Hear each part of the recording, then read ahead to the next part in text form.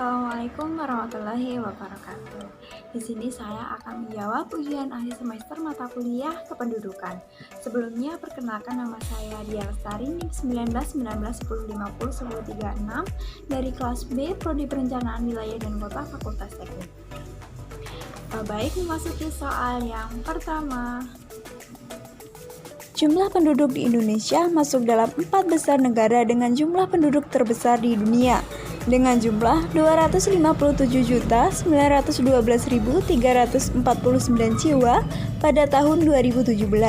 Dengan meningkatnya jumlah penduduk yang signifikan, terdapat permasalahan kependudukan, yaitu sarana perumahan dan tempat tinggal yang kurang memadai, fasilitas kesehatan pendidikan yang kurang memadai, angka pengangguran yang tinggi, angka kriminalitas yang tinggi. Jelaskan dan jabarkan faktor penyebab dari masing-masing tersebut dan jelaskan solusi untuk permasalahan tersebut. Baik, langsung saja pada permasalahan yang pertama, yaitu permasalahan perumahan dan tempat tinggal yang kurang memadai.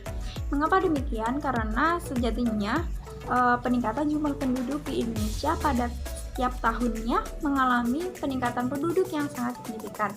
Nah, dari adanya peningkatan penduduk tersebut, maka kebutuhan lahan pun juga akan meningkat. Namun sayangnya lahan itu akan semakin terbatas karena penduduk akan mencari tempat tinggal, akan mencari lahan untuk didirikan tempat tinggal mereka.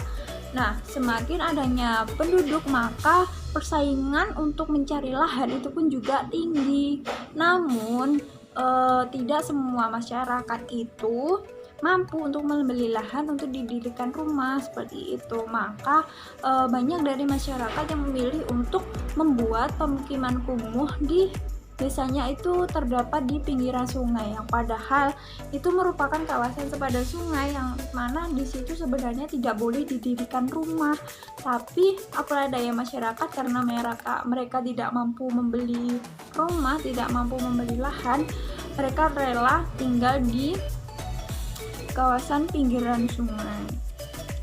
Jadi solusi yang dapat diberikan adalah menekan angka pertumbuhan dengan cara membuat keluarga kecil atau 2 anak cukup seperti itu. Kemudian untuk permasalahan kedua, yaitu fasilitas kesehatan pendidikan yang kurang memadai. Nah, apa sih penyebabnya? Jadi penyebabnya itu adalah tidak adanya kemampuan untuk menjangkau seluruh masyarakat, seluruh penduduk di Indonesia yang saking banyaknya, seperti itu. Nah, solusi yang dapat diberikan adalah menjangkau daerah-daerah yang belum adanya fasilitas kesehatan dan pendidikan ataupun yang lainnya. Kemudian yang ketiga adalah angka pengangguran yang tinggi. Jadi apa sih penyebab dari pengangguran yang tinggi ini? Jadi dengan adanya pertumbuhan penduduk itu, jika dibarengi dengan sumber daya manusianya yang bagus, maka akan semakin mudah dengan mencari pekerjaan. Namun kebalikannya, jika kualitas SDM-nya sangat rendah, mereka akan kesulitan mencari kerja. Apalagi pada masa pandemi COVID seperti ini, banyak karyawan-karyawan tetap pun yang di PHK seperti itu. Jadi memang peningkatan penduduk ini jika tidak dibarengi dengan kualitas SDM-nya yang bagus, maka tingkat pengangguran yang tinggi, mereka akan kesulitan mencari pekerjaan seperti itu.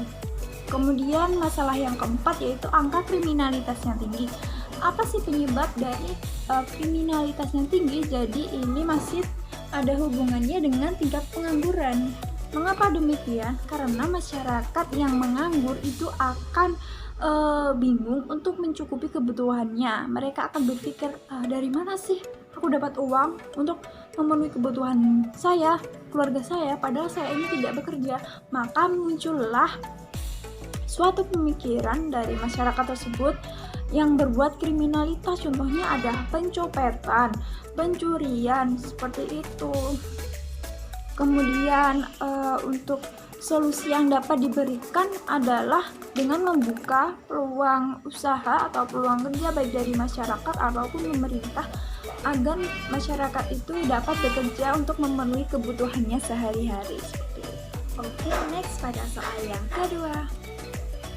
Soal kedua, jumlah dinamika kependudukan merupakan perubahan jumlah penduduk yang dipengaruhi oleh faktor kelahiran, kematian, dan migrasi, di mana formulanya adalah fertilitas dikurangi mortalitas di jumlah migrasi masuk dikurangi migrasi keluar.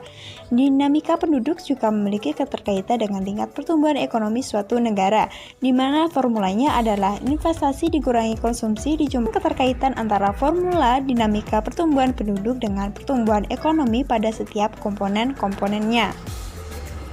Soal yang kedua yaitu keterkaitan antara formula dinamika pertumbuhan penduduk dengan pertumbuhan ekonomi pada setiap komponennya. Oke, baik, langsung saja saya jawab.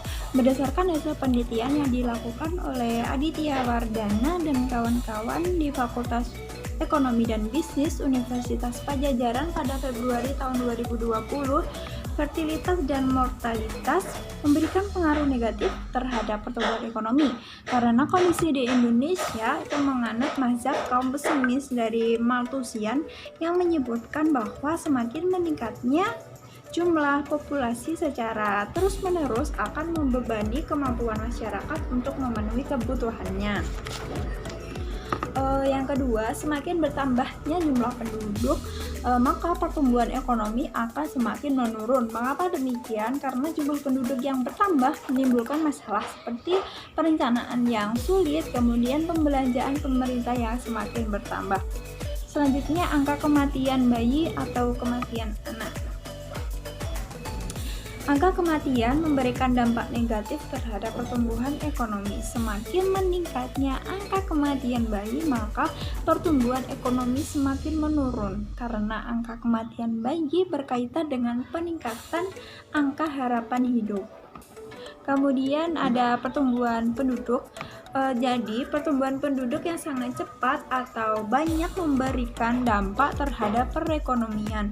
Tidak hanya pada angka kelahiran yang tinggi, namun bagaimana manusia yang dilahirkan itu mampu menjadi sumber daya manusia yang berkualitas dan juga berdaya saing. Jadi solusi yang dapat saya berikan adalah yaitu mengurangi angka kesuburan, membuat keluarga kecil dan memiliki prinsip bahwa 2 anak itu cukup.